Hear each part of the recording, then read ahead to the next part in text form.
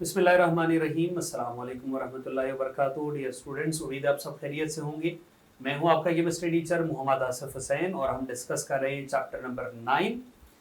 और आज इंशाल्लाह हम चैप्टर 9 का आखिरी टॉपिक डिस्कस करेंगे। बहुत ही इंपॉर्टेंट टॉपिक है और अल्हम्दुलिल्लाह सुम्मा अल्हम्दुलिल्लाह ये हमारा आखिरी टॉपिक होगा चैप्टर नंबर 9 का। टॉपिक का नाम है properties of metal and non metal. अब हमने चैप्टर 9 में ग्रुप 1 को पढ़ा मेटल्स के बारे में, ग्रुप 17 को पढ़ा नॉन मेटल्स के बारे में, ट्रांजिशन एलिमेंट्स को पढ़ा जो कि मेटल और नॉन मेटल के कॉम्बिनेशन है। तो फिर हमने फाइनली इन सब को सम अप करके देखना है कि इनमें जो मेटल्स होंगे उनकी क्या प्रॉपर्टीज होगी और जो आपके पास नॉन मेटल्स है ना उनकी क्या प्रॉपर्टीज है। तो मैंने ब्रीफली बोर्ड के ऊपर ना सारे पॉइंट्स हाईलाइट कर दिए हुए, तो आप इसको इसी तरीके से याद करेंगे तो आपके लिए बहुत ज्यादा आसानी हो जाएगी। क्योंकि इन सबको सम अप करके आपकी बुक में टेबल की सूरत में भी दिया हुआ है, वो टेबल लॉन्ग क्वेश्चन के तौर पे आपके लिए इंपॉर्टेंट है, वो आपकी बुक में ऑलरेडी बना हुआ है, सारे पॉइंट्स क्लियर है, आप वो वहां से कर सकते हैं। बाकी सारे पॉइंट्स में यहाँ पे आपको समझा दूंगा। तो सबसे पहले हम मेटल्स को पढ़ेंगे और फिर उसके बाद नॉन मेटल्स को। तो आइए स्टार्ट कर लेते हैं। Properties of metals. मेटल्स की खासियत क्या होगी? Number 1, they are generally form cations. Metal के आउटर मोस्ट शेल में इलेक्ट्रॉन्स कम ही होंगे, यानी ना वो एक्सेप्ट कर पाएंगे कि वो डुप्लेट और ऑक्टेट फॉलो करें। तो फिर इनके पास एक ही ऑप्शन बचेगा कि वो इलेक्ट्रॉन लूज करें और कैटाइंस बने, यानी पॉजिटिव आयंस बने। तो मेटल की खासियत आप ध्यान में रखनी, ग्रुप 1 वाले, ग्रुप 2 वाले, ग्रुप 3 वाले, तीनों के पास ये एबिलिटी है कि वो इलेक्ट्रॉन लूज करे। जब इलेक्ट्रॉन लूज करेंगे तो ये बनाएंगे कैटाइंस, पॉजिटिव आयंस। ठीक हो गया, cation means positive ions. Number 2, they tends to form metallic bond. ये मेटालिक बॉन्ड बनाएंगे, मेटल्स मेटालिक बॉन्ड बनाएंगे। और याद रखिएगा metallic bond always form due to free electrons, due to free electrons. Metal के पास फ्री इलेक्ट्रॉन्स होते हैं और उस फ्री इलेक्ट्रॉन्स की वजह से ये मेटालिक बॉन्ड बनाते होते हैं। फिर उसके बाद इनकी दो प्रॉपर्टीज हमने प्रीवियस वीडियो में भी डिस्कस किया था, मेलिएबल और डक्टाइल। मेलिएबल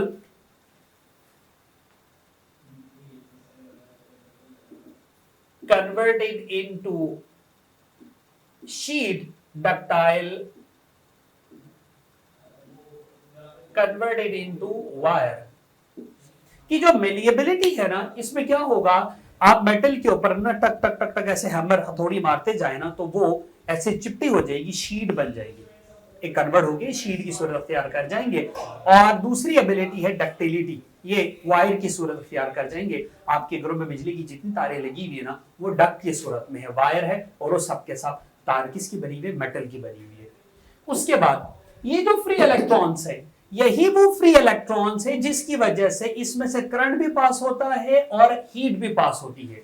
यही वजह है आपके घरों में जो खाने के जो बर्तन है ना उनका हैंडल लकड़ी का बना होता है, क्योंकि अगर वो लोहे का बना होता या मेटल का बना होता तो इतना गर्म होता कि हाथ भी नहीं लगा पाता। इसीलिए उस हैंडल के ऊपर लकड़ी लगाई थी, क्योंकि लकड़ी जो सूखी लकड़ी है ना वो ना हीट को पास होने देती है ना इलेक्ट्रिसिटी को, जबकि मेटल ये अलाउ करता है। इसीलिए उन मेटल के ऊपर ना दस्ता लगाया हुआ है, किसका? प्लास्टिक का, या यानी किसी ऐसे मेटल का जो किसी ऐसी चीज का जो करंट को पास ना करे, स्पेशली लकड़ी का बना हुआ होता है। They are lustrous and have shiny appearance. Lustrous, चमकदार, इसकी निशानी क्या है? आपने अक्सर देखा होगा या किसी मेटल को या सरिये को कट करते हैं, सरिये को जहां से कट किया जाता है ना, आपने देखा हो अंदर से एक चमक पैदा होती है, एक चमक निकल आती है, उसे कहते हैं लस्ट्रस। ठीक हो गया। और जो चीज लस्ट्रस होगी उसके ऊपर पॉलिश किया जा सकता है, इसीलिए मेटल के ऊपर पॉलिश करना आसान होता है। यही से देखिए गाड़ियों की बॉडी मेटल की बनी हुई है तो उसके ऊपर पॉलिश करते हैं तो गाड़ी चमक उठती है। ठीक होगा ना? तो जो भी चीज पॉलिश वाली होती है ना, इसका मतलब है कि वो मेटल की बनी हुई है, सिवाय शूज के। ठीक हो गए, शूज की मैं बात नहीं कर रहा। Okay, they can uphold heavy weight. Metal वजन उठा सकता है, अच्छा खासा वजन उठा सकता है, क्योंकि इसका ना टेंसाइल स्ट्रेंथ बहुत ज्यादा है, इसकी जो स्ट्रेंथ है ना बहुत ज्यादा है, स्ट्रेंथ ज्यादा होने की वजह से ये वजन उठा सकता है। They form ringing sound when hit by an object. School की घंटी, ठीक हो गया। उसके ऊपर आप हल्का सा ऐसे यूं टक करते हो ना तो टिंग एक आपको बाकायदा रिंगिंग की आवाज आती है, ऐसा ही है। जबकि इसके मुकाबले में जैसे मैं अगर यहाँ करूँ, ये देखिए तो इनके रिंगिंग नहीं है, आवाज आ रही है, रिंग नहीं कर रही, क्योंकि ये मेटल नहीं है। ये देखिए, समझ आ रही है। अगर ये चीजें इनमें से कोई एक चीज मेटल की होती तो मैं ऐसे हिट करने पे ऐसे टिंग बाकायदा आपको एक वाइब्रेशन सी फील होती और देर तक आवाज जा रही होती। यही वजह स्कूलों में जो घंटी टंगाई हुई है ना, उसके ऊपर ऐसे एक दफा हिट करोगे तो काफी देर तक उसमें एक वाइब्रेशन और एक आवाज निकलती है, क्योंकि वो मेटल है। उसके बाद क्योंकि ये बहुत हार्ड होते हैं तो ये मेल्ट भी देर से करेगा, बॉयल भी देर से करेगा। देर से मेल्ट करना हाई मेल्टिंग पॉइंट, देर से बॉयल करना हाई बॉइलिंग पॉइंट, ठीक है। और याद रखिएगा बहुत से मेटल्स एक्सपेंसिव होते हैं और कुछ मेटल्स नॉर्मल होते हैं। एक्सपेंसिव में जैसे गोल्ड है, उसके अलावा आपके पास जो सिल्वर है, उसके अलावा आपके पास जो कार्बन की जो कैटेगरी डायमंड वगैरह है। सो गोल्ड और सिल्वर मेजरली बहुत कॉस्टली है, बाकी भी उनमें इंक्लूड है। Copper, zinc, gold, silver, platinum, iron वगैरह वगैरह किसकी एग्जांपल है? मेटल की एग्जांपल है। सो नेक्स्ट हमारे पास है नॉन मेटल्स। नॉन मेटल्स की खासियत क्या है? इनके पास एबिलिटी होती है इलेक्ट्रॉन को गेन करने की, और ये क्या बनाते हैं? एनाइन यानी नेगेटिव आयंस। जो गेन करेगा वो नेगेटिव चार्ज करेगा। इसका मतलब मेटल डोनर होंगे, नॉन मेटल एक्सेप्टर होंगे। They have different colour and state. Metal बहुत ज्यादा कलरफुल नहीं होता, लेकिन नॉन मेटल बहुत कलरफुल होते हैं, अलग अलग कलर के। और इनकी स्टेट सॉलिड भी हो सकता है, लिक्विड भी हो सकता है, गैस भी हो सकता है। मेटल हमेशा सॉलिड फॉर्म में होगा, नॉन मेटल सॉलिड फॉर्म में भी हो सकता है, लिक्विड फॉर्म में भी हो सकता है, गैसियस फॉर्म में भी हो सकता है। उसके अलावा they are not malleable and ductile. Metal sheet और वायर में कन्वर्ट किया जा सकता है, नॉन मेटल ऐसा नहीं कर सकता। क्यों? नॉन मेटल स्ट्रॉन्ग नहीं होता, वीक होता है, हिट करोगे टूट जाएगा। तो जब टूटेगा तो ना वो शीट में कन्वर्ट हो सकेगा, ना ही वायर में। इनके पास बॉन्ड होता है वीक, और उस बॉन्ड वीक होने की वजह से ये आसानी से टूट जाते हैं। मेटल नहीं टूटता, नॉन मेटल आसानी के साथ टूट जाता है। सल्फर और फास्फोरस एमसीक्यू के हवाले से बहुत इंपॉर्टेंट है। ये दोनों आपको पाउडर फॉर्म में मिलेगा, तो सोचिए पाउडर को आप शीट और वायर में कन्वर्ट करना बड़ा मुश्किल होगा। आप हिट करोगे ना आवाज आएगी, ना उसको किसी और में कन्वर्ट किया जा सकता है। ये बैड कंडक्टर है, इनके पास फ्री इलेक्ट्रॉन्स नहीं है। अगर आप और करें ना बेटा, तो आपको हर जगह एक ही बात पढ़ने को मिलेगी, जो कुछ मेटल में हो रहा है उसका उलट नॉन मेटल में है, यानी मेटल का टोटली अपोजिट है नॉन मेटल। हाँ, एक मेटल है जिसका नाम है ग्रेफाइट, सॉरी एक नॉन मेटल है जिसका नाम है ग्रेफाइट। ये वाहिद एक नॉन मेटल है जो करंट को अलाउ करता है, हीट को अलाउ करता है। ये कार्बन की एलोट्रॉपी है, हमने चैप्टर नंबर 2 में पढ़ा था। दरअसल ग्रेफाइट की जो शेप है ना वो क्रिस्टलाइन है, ठीक है, यूं आपको क्रिस्टल नुमा 6 साइडेड इसकी शेप देखने को मिलती है। और इसकी वजह से इसके ऊपर ना डिफरेंट पोल्स होते हैं, पॉजिटिव नेगेटिव।